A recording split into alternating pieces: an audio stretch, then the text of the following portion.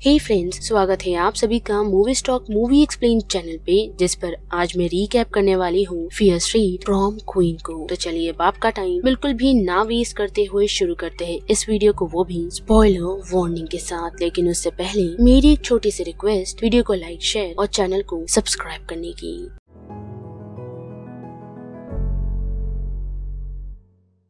तो साल है 1988 का, जहां हम देख पाते हैं कि shady side high school senior student अपने सबसे यादगार मोमेंट यानी कि प्रॉम की तैयारियां कर रहे हैं। ये प्रॉम सिर्फ एक पार्टी नहीं थी, ये एक नया चैप्टर है, एक fresh start specially vice principal Breckenridge के लिए, जिसका मिशन यही है कि शेडी साइड की रेपुटेशन को वो एनी हाउ बदले। लेकिन जैसा हमें पता है कि हर फेरी टेल के पीछे छुपी होती है एक डार्क कहानी। इस बार भी प्रॉम क्वीन बनने के लिए सबसे अनएक्सपेक्टेड कैंडिडेट थी लॉरी ग्रेंजर। जी हाँ, वही लॉरी जिसके बारे में स्कूल के हर कोने में कुछ न कुछ बुरा कहा जाता है। लोग कहते थे और कहते हैं उसकी मॉम ने उसके पापा को मार दिया। ऑफिशियली तो केस क्लोज हो गया था, वो भी उसकी मॉम को इनोसेंट मानकर, लेकिन लोगों की जुबान बंद नहीं हुई। साथ ही स्कूल के स्टूडेंट्स ने लॉरी को आउटकास्ट बना दिया। और फिर स्टेज पर एंट्री होती है द वुल्फपैक की। ये नाम सुनते ही शेडी साइड के हॉलवे में एक खौफ का साया छा जाता था। ग्रुप के leader ruthless queen bee Tiffany Felkner है। उसके साथ ही usually suspect Melissa McDrake, Debbie Winter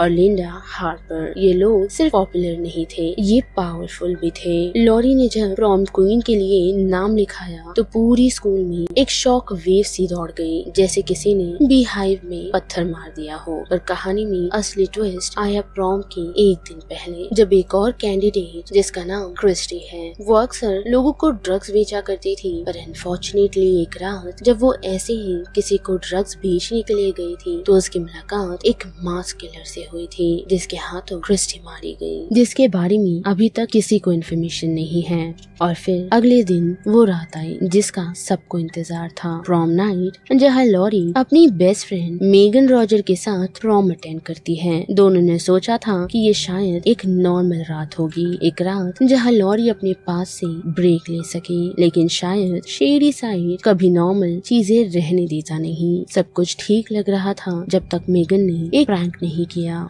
और वो भी टिफनी फेल्कर के खिलाफ। मेगन ने टिफनी का मोल्डेड हेड बनाकर सबके सामने एक क्रीपी सीन क्रिएट कर दिया था, जो हंसी मजाक होना चाहिए था, लेकिन उसने लॉरी और मेगन के बीच एक दरार डाल दी, क्योंकि सभी को ये लगा कि लॉरी ने ये चीप ट्रिक प्रॉम जीतने के लिए किया है। और इन सारी चीजों के बीच हम देख पाते हैं कि स्कूल की एक क्वाइट क्लासरूम में लिंडा और उसका बॉयफ्रेंड बॉबी किसी और वर्ल्ड में थे, एक दूसरे में खोए हुए। लेकिन उन्हें क्या पता था कि ये उनकी आखिरी रात होने वाली है, क्योंकि हम देख पाते हैं कि उन लोगों के साथ वो मास्क किलर भी मौजूद है। और कुछ ही देर में क्लासरूम शांत हो जाता है। लिंडा और बॉबी दोनों को ही वो मास्क किलर बड़ी ही बेरहमी से खत्म कर देता है। और वही प्रॉम फ्लोर पर लॉरी को मिलता है एक फ्लावर का बुके, बिना किसी नाम के, जो एक रोमांटिक जेस्चर था या फिर चिलिंग वार्निंग, वो नहीं पता। लेकिन उसी दौरान हम देख पाते हैं कि टिफनी का गुस्सा पीक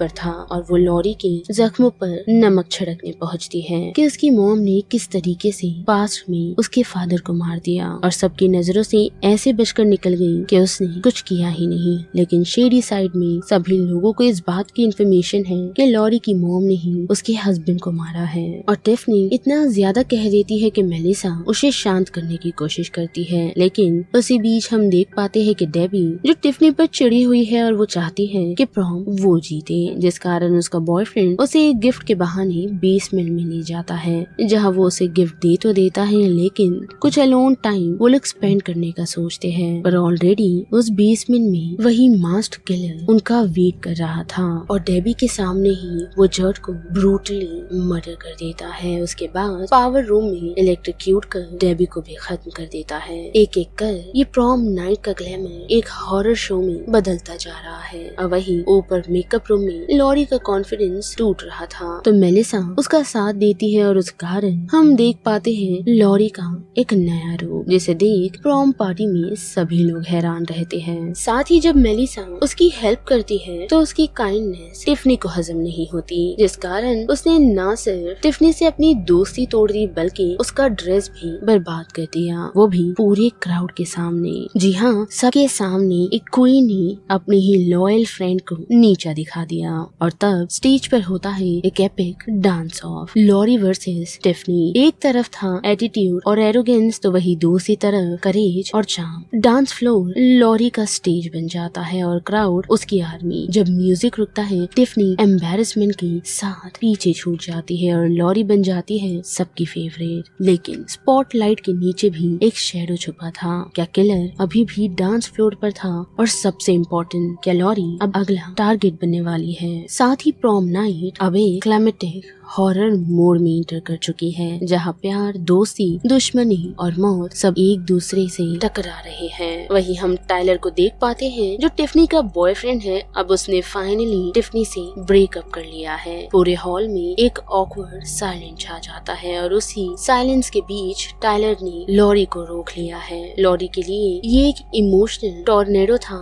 क्योंकि दिल के कोने में वो फीलिंग छुपी थी जो अब सरफेस पर आ रही है। जी हाँ, लॉरी और टाइलर बचपन से ही एक दूसरे को पसंद करते हैं, लेकिन कभी एक दूसरे के लिए उन्होंने इमोशंस जाहिर नहीं किए। शेडी साइड में पहली बार लग रहा था शायद कुछ ठीक हो सकता है, पर पैरेलल में ट्रेजेडी फिर से स्ट्राइक करती है। मेलिसा जो अभी भी टिफनी के बिट्रेयल से टूटी थी, उसका चेंजिंग रूम में मर्डर हो जाता है, वो भी काफी ब्रूटली और साइलेंटली। लेकिन इस बार एक नया ट्विस्ट आता है क्योंकि मास किलर एक नहीं बल्कि दो है। जी हाँ, ये गेम सिर्फ एक साइको का नहीं बल्कि दो मास किलर का है। इसी टेंशन के बीच लॉरी से टकराती है मेगन, जो थोड़ी जिद्दी है लेकिन फिलहाल काफी क्यूरियस है क्योंकि मेगन की थ्योरी के अकॉर्डिंग एक एक कर यहाँ मौजूदा लोग गायब हो रहे हैं। जो चीजें लॉरी को समझाने की कोशिश करती है कि ये सब किलिंग वाइस प्रेसिडेंट ब्रिकेनरिक का बेटा डेवलिन कर रहा है, जो रिलीजियस है। शायद उसके लिए ये सब पाप के अगेंस्ट क्लिंजिंग का मिशन है। लेकिन लॉरी, जिसका दिमाग ऑलरेडी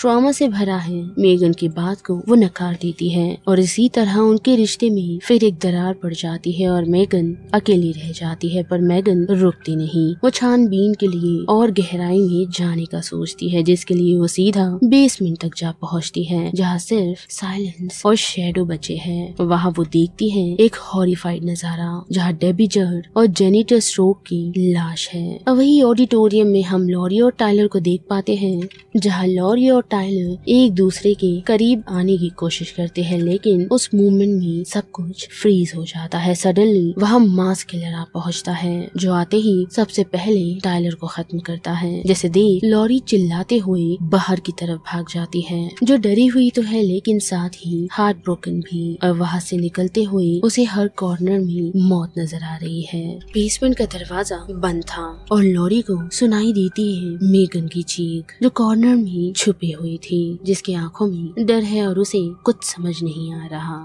साथ ही किलर अभी भी कहीं आसपास था। लॉरी ने उसको संभालने की कोशिश की, पर वो लोग समझे उससे पहले ही वो मास्क किलर वहाँ पहुँचता है, जिसके बाद हम एक और चेज देख पाते हैं, जबकि उनके लिए हर कॉर्नर में मौत का एहसास था। लेकिन लॉरी और मेगन ने हिम्मत नहीं हारी, जो दोनों ही एक कॉरिडोर में छुप गए, जहाँ से उन लोगों को एक टूटा हुआ विंडो नजर आया, जिसकी मदद से वो दोनों वहाँ से बाहर निकल गयी, वो भी जिंदा। दोनों सीधा प्रॉम हॉल की तरफ भागे, जहाँ अभी भी सब कुछ नॉर्मल दिख रहा है। लाइट्स चमक रही थी, म्यूजिक बज रहा था, लोग डांस कर रहे थे और मौत उसी फ्लोर पर कदम रखने वाली थी। लॉरी माइक की तरफ दौड़ने लगती है और वही मेगन क्राउड को चेतावनी देने की कोशिश करती है, पर उनकी वार्निंग के बीच प्रॉम क्वीन अनाउंस की जाती है, जो और कोई नहीं लॉरी ग्रेंजर है। स्टेज पर लॉरी सर पर क्राउन था और सामने किलर की एंट्री। मास्क किलर ने बिना एक सेकंड गवाए प्रॉम फ्लोर को मर्डर सीन में बदल दिया। क्लेयर और गैरल्ड, दो इनोसेंट स्टूडेंट, किलर के ब्लेड का शिकार बन गए। प्रिंसिपल वेलिन उन्हें बचाने जा रहा था, पर खुद भी जख्मी हो गया। लॉरी स्टेज पर थी और किलर ठीक उसके सामने, जिसे रोकने की कोशिश मेगन कर रही थी, पर लॉरी भी हार नहीं मानती। उसने अपने क्राउन को ही अपना वेपन बना लिया और उसी क्राउन को लेकर वो सीधा किलर की आंख में घुसा देती है, जिससे वो किलर मेगन को छोड़ देता है और सभी के सामने अपना मांस निकाल देता है। और चेहरा देख सभी लोग हैरान है, जो और कोई नहीं टिफनी के पिता डैन फेल्कनर है। वही डैन जो सबको एक परफेक्ट फादर लगा, एक रिस्पेक्टेड सिटीजन, पर उनके अंदर छुपा था एक साइकोटिक प्रोटेक्टर जो अपनी बेटी के परफेक्ट प्रॉम को बर्बाद होने नहीं देना चाहता था, और ये भी कि उसकी बेटी ही प्रॉम क्वीन बने, चाहे उसके लिए उन्हें कितनों की जान लेनी पड़ जाए। लॉरी ने न सिर्फ प्रॉम क्वीन का खिताब जीता है, बल्कि एक ब्लड बैटल भी खेली है। शेडी साइड में अब प्रॉम नाइट फाइनली खत्म हुई, जहां पुलिस पहुंच चुकी है और उन्होंने डैन फेल्कनर को हिरासत में ले लिया है। और मेगन जो सबसे पहले सच के करीब पहुंची थी, उसे भी हॉस्पिटल भेज दिया गया। सबको लगा अब लॉरी सेफ है। साथ ही टिफनी की मॉम को रोक लिया जाता है कार्रवाई के लिए, तो टिफनी के साथ लॉरी जाने का डिसीजन बनाती है, जहाँ जाते हुए टिफनी लॉरी को सॉरी कहती है कि उसने उसे न जाने क्या क्या कह दिया। और हमें ऐसा लगता है कि अब सब कुछ शेडी साइड में शांत हो चुका है, लेकिन पीस कभी परमानेंट नहीं होता, क्योंकि हम देख पाते हैं कि जब टिफनी और लॉरी आराम कर रहे होते हैं तो उसी दौरान घर का दरवाजा खुलता है और अंदर आती है नैन्सी फेल्कनर, यानी कि टिफनी की मॉम, जिसके हाथ में हम एक नाइफ देख पाते हैं। और वहाँ टिफनी की मॉम लॉरी को खत्म करने के लिए पहुंची है, जिसे बचाने की कोशिश टिफनी करती है, लेकिन एक ही सेकंड में सब बदल जाता है। जो दोस्ती लग रही थी वो एक्चुअल में एक बिट्रेयल है। जी हाँ, टिफनी भी उसकी मॉम और फादर के साथ इन सारी चीजों में इन्वॉल्व थी। साथ ही टिफनी की मॉम यानी कि नैन्सी का राज और भी डार्क था, जो लॉरी को ये बताती है कि उसके फादर को मारने वाला शख्स और कोई नहीं बल्कि वो खुद ही,